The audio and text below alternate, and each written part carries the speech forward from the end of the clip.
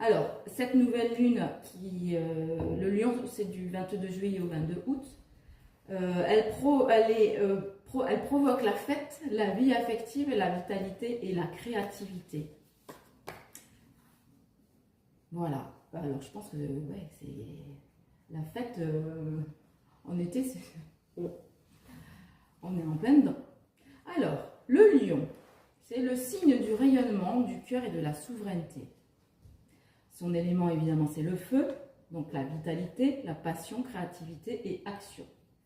Son mode, qui est plutôt fixe, il stabilise, il affirme, il incarne ce qui a été initié. Alors, surtout les projets, les visions et les identités.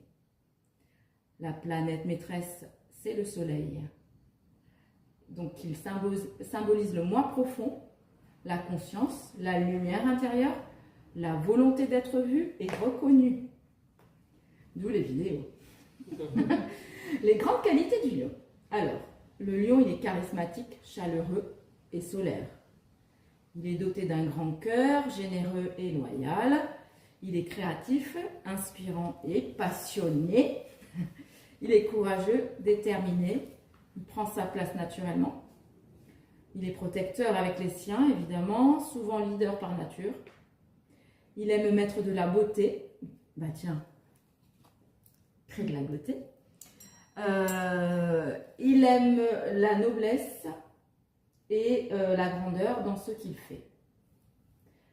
Ses défis, parce qu'évidemment, il n'est pas que parfait. Il a des défis à transmuter. Donc, il peut rechercher la validation extérieure au détriment de son alignement intérieur. L'orgueil blessé s'il n'est pas reconnu ou valorisé. Il a tendance à être autoritaire ou dominateur quand il se sent en insécurité. Il a de la difficulté à faire preuve de vulnérabilité ou à reconnaître ses fragilités.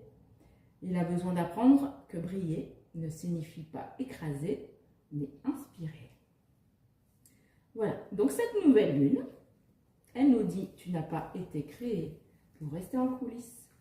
Montre-toi, honore ta lumière, t'as placé sur scène au centre de ta vie. » Eh bien, moi, je vous dis que j'adore son message. Voilà, donc, un nouveau départ placé sous le signe du rayonnement.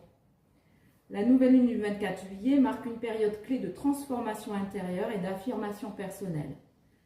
Donc, placée sous le signe solaire et flamboyant du lion, elle nous invite à rayonner depuis notre cœur, à oser prendre notre place et à créer une réalité alignée avec notre authenticité profonde. Donc, pour comprendre cette nouvelle lune, d'un point de vue astronomique, la nouvelle lune survient lorsque la lune se situe entre la Terre et le Soleil. Invisible dans le ciel souvent, elle marque pourtant le début d'un nouveau cycle, une période de gestation subtile et propice aux intentions et aux engagements intérieurs. C'est pour ça que j'ai choisi cette nouvelle lune, de travailler en nouvelle lune en tout cas.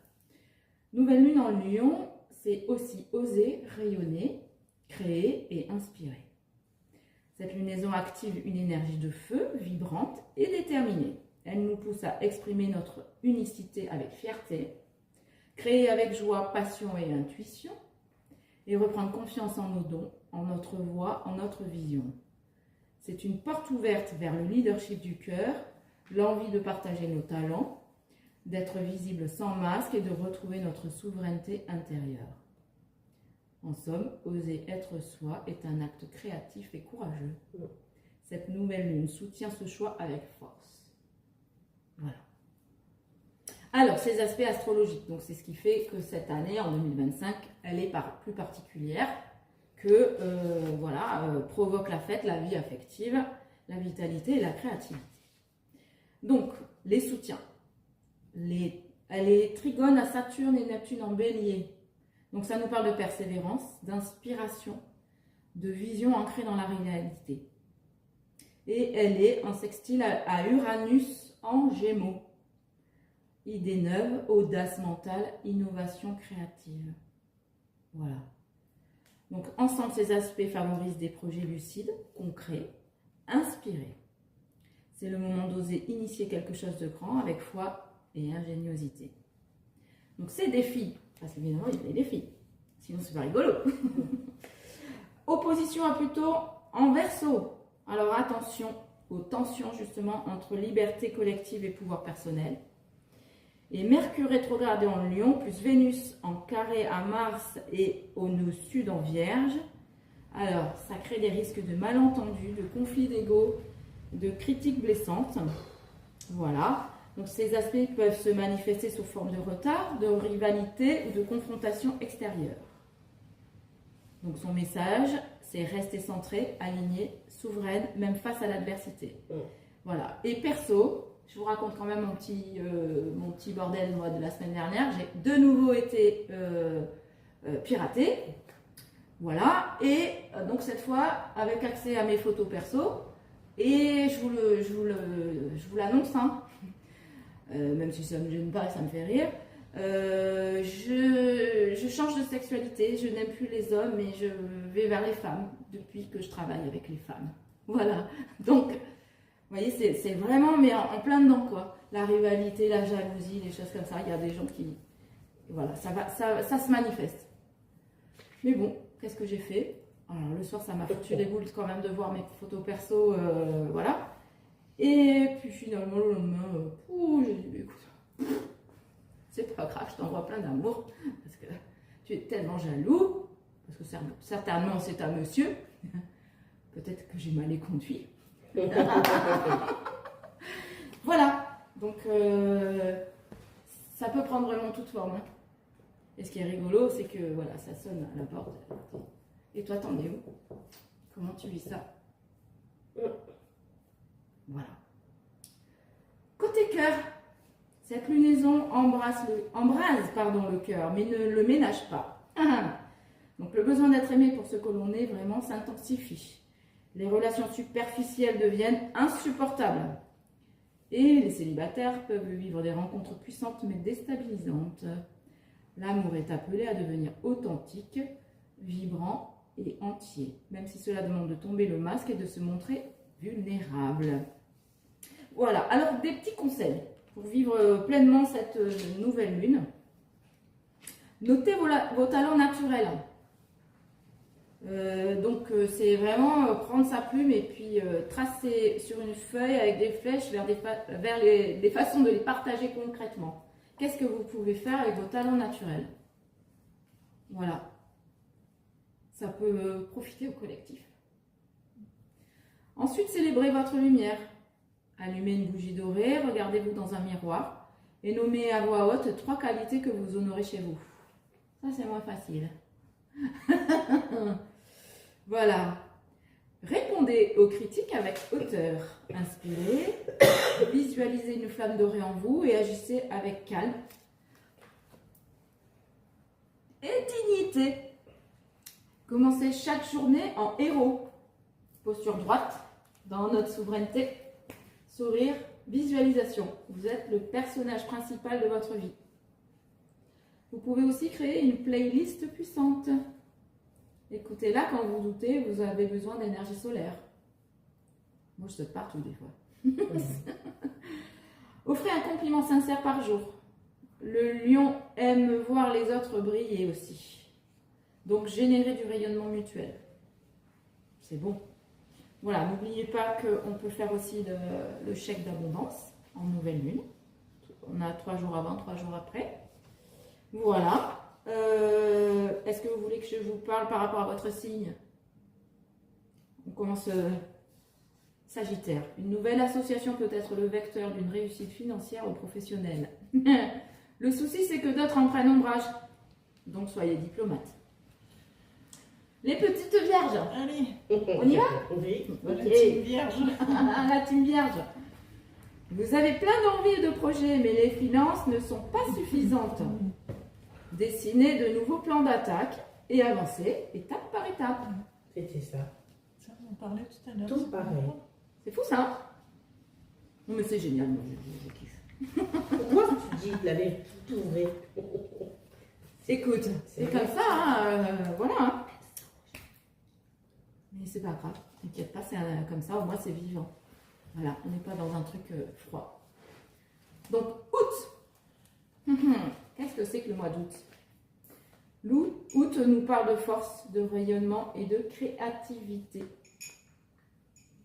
Donc l'origine et la signification symbolique de août, il tient son nom de l'empereur Auguste, qui est donc le successeur de Jules César et qui a dédié ce mois en l'an 8 avant notre ère. Je ne sais pas si je me rappellerai, mais c'est toujours intéressant de le savoir. Ok, le mot Auguste vient du latin Augustus, qui signifie vénérable, consacré pour les augures, sacré et majestueux. Donc, en d'autres termes, août est un mois sacré par essence, associé à la puissance noble et à la protection divine. Donc, symboliquement, août, c'est le sommet de l'été dans l'hémisphère nord, donc la maturité solaire. Les fruits sont gorgés de soleil, la nature est à son apogée avant le grand retournement de septembre. Il marque aussi un temps de récolte intérieure. Donc, on voit ce qui a germé, ce qui a poussé, ce qui mérite d'être célébré ou carrément laissé. Voilà. C'est donc un mois qui porte les valeurs de la maturité, de la souveraineté, de la récolte et de la gratitude. Et donc l'énergie de août 2025, ce sera un mois de consolidation intérieure et de visibilité. Donc on sortira d'un mois de juillet transformateur et plutôt instable. Et août viendra rééquilibrer et consolider ce qui a émergé. Les questions de positionnement personnel seront très présentes. Qui suis-je aujourd'hui? Où vais-je? Et depuis quelle posture? L'envie de concrétiser ce qui est resté à l'état d'intuition ou de rêve en juillet sera très forte. Je pense que c'est la continuité de ce qu'on a mis en place en juillet, à mon avis. Communication et alignement. Donc, avec Mercure en Vierge dès le 5 août, l'énergie poussera à mettre de l'ordre dans ses pensées, à clarifier ses projets et à exprimer sa vérité avec précision et douceur. Donc, n'hésitez pas à prendre le papier et à écrire tout ça. C'est donc un mois idéal, non, mais de prendre, quand ce sera le moment de prendre vraiment le papier.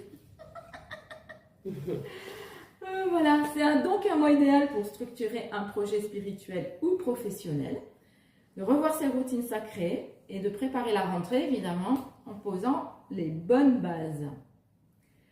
Ce mois d'août va aussi nous parler d'intuition et de discernement. Août 2025 mêle l'intensité du cœur, donc le lion, et l'humilité du service, la Vierge. Donc il appelle à ancrer le spirituel dans le concret. Et c'est aussi ce qu'on est venu faire tous sur Terre, amener du spirituel dans notre vie concrète. Les femmes que tu accompagnes ressentiront probablement un besoin de recentrage, puisque vous accompagnez aussi des femmes, l'envie de poser des choix alignés et une volonté de trier ce qui les nourrit vraiment de ce qui les épuise. Voilà, donc pour résumer août, ce que j'ai semé, je le récolte. Ce que j'ai rêvé, je le rends vivant. Et ce que je suis devenue, je l'incarne sans peur. Voilà.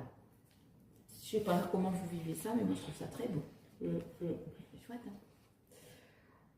Passons aux déesses du lion. Donc, le lion est un signe de feu qui marque le début du processus d'individuation. Ce 5e signe s'exprime par la créativité, la fierté, la loyauté et l'amour, et aime accomplir des exploits. Le signe du lion irradie la lumière et la chaleur du cœur. Le lion est traditionnellement le roi des animaux, il est un signe dominant. Donc le lion a la mission d'apprendre à être le centre créateur de son cercle d'influence en évitant de régenter les autres. Il lui faut maîtriser son propre pouvoir spirituel. Alors les déesses du lion sont représentées par le symbole du cobra, la reine des serpents. Et les serpents cracheurs de feu et les dragons, évidemment, créatures de feu, sont associés à la sagesse du féminin sacré. La déesse cobra nommée Wadjet ornait le front des pharaons égyptiens, symbole de l'autorité divine. Les déesses du lion sont des brillantes déesses du soleil, des grands chats. Elles symbolisent la noblesse, la lumière, le feu et sont des filles du soleil. Donc la réflexion de ces déesses, ce mois-ci dans le signe du lion, prend le temps d'être vrai, authentique et humble. Reste fidèle à toi-même et en relation avec ton feu sacré, celui qui anime ton corps, ton cœur et ton âme. Tu seras rayonnante et illuminée et aimée pour la beauté de ton être. Reconnais et honore que ta mission est d'être une femme solaire, une femme d'amour et de lumière qui rayonne dans toute sa splendeur. Voilà. C'est beau, hein? Moi, j'aime beaucoup. Même si je ne suis pas du lion, je vais les appeler. Donc, il y a évidemment... alors, il y a Isis, mais il y a aussi Sekhmet. Alors, je vais vous faire passer la carte de Sekhmet. Vous verrez. Voilà. Donc, Sekhmet, c'est la déesse égyptienne avec l'aspect d'une lionne féroce ou d'une femme avec une tête de lionne. Elle est couronnée du disque solaire et souffle les vents chauds du désert. Elle est vue comme l'œil de Ré, représenté par l'Uræus ou l'Uréus, le symbole du cobra dressé. Son nom signifie la puissante ou celle qui est puissante. Elle protégeait le pharaon. Déesse guerrière personnifiant les ravages du soleil, elle est l'instrument de la vengeance de Ré contre l'insurrection des hommes. Son corps brûlant et ses flèches incandescentes détruisent les ennemis du roi. Elle est l'épouse de Ptah et mère de Néfertum dans la triade memphite. La déesse Shakbastet, voilà, vous allez voir ici. Donc je montre Bastet et après je montrerai Sekhmet. Voilà. S'identifie parfois à Sekhmet. Vous allez la retrouver aussi dedans la représentation donc, de Sekhmet. Voilà, Sekhmet.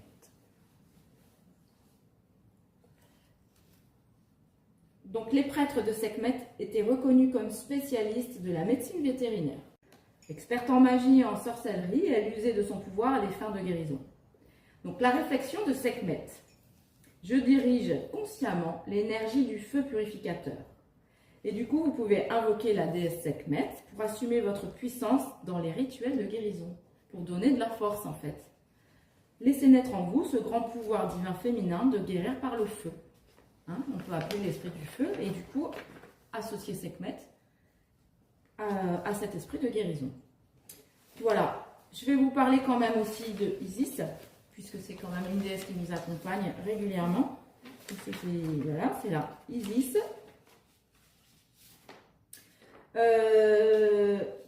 C'est la déesse évidemment égyptienne, j'ai envie de dire la plus connue.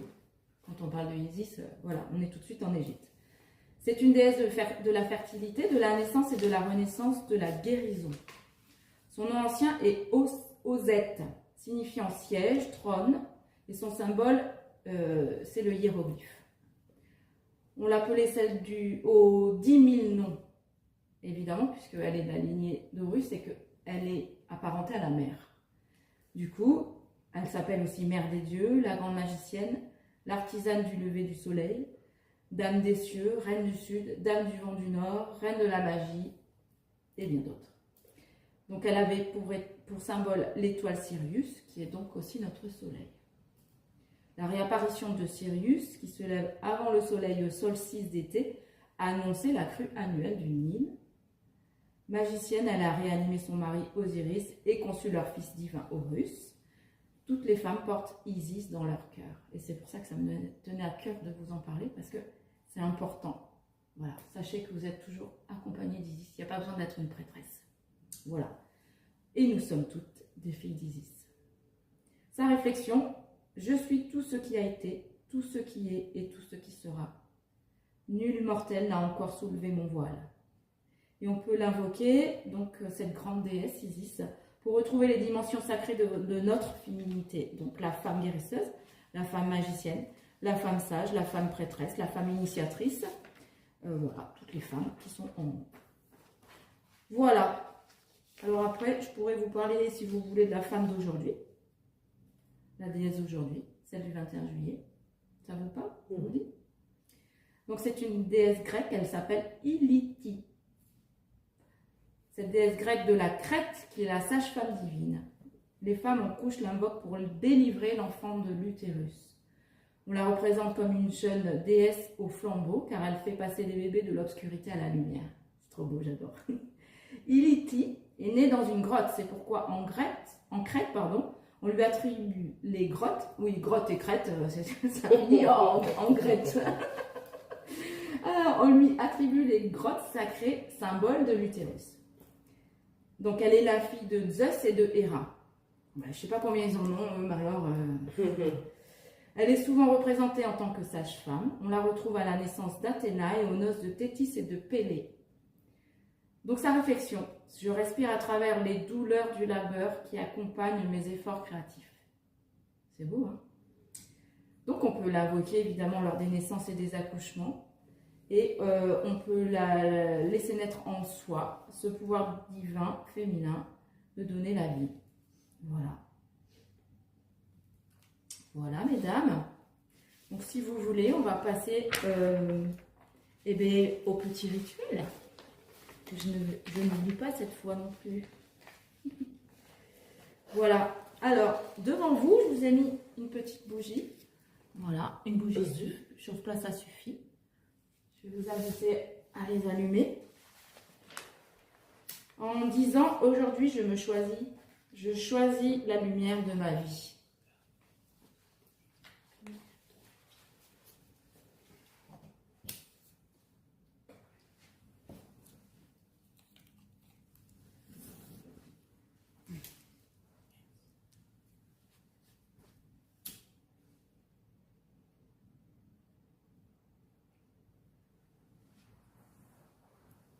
Voilà.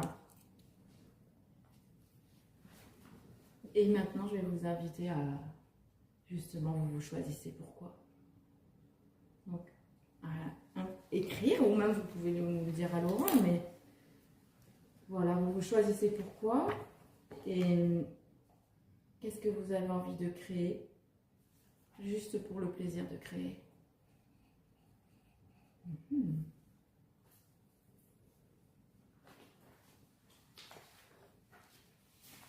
De vous mettre en lumière.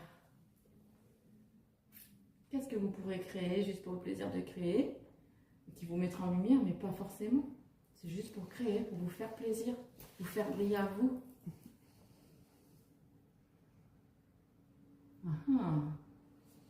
Pour nous faire plaisir. Oui, à vous-même. Uniquement à vous. C'est pas spécialement créé physiquement. C'est créer. Tu peux créer un moment. Exactement. Voilà. Ça peut être un moment de partage, ça peut C'est être ça. une bonne bouffe entre copines. Oui, c'est ça un peu ce que je pensais. Voilà. En fait. Qu'est-ce que vous avez envie de créer, d'initier, qui vous ferait briller votre propre lumière?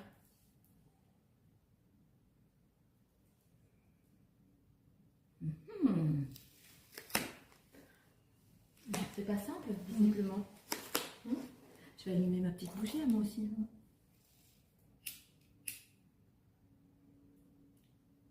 Voilà.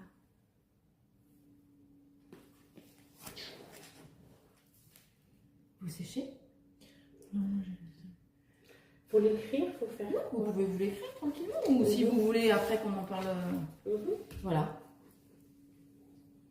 Donc, écoutez, je vais laisser les personnes de la vidéo là. Je vous souhaite une belle journée et une bonne nouvelle lune en Lion. Travaillez bien sur vous et prenez bien soin de vous. À bientôt.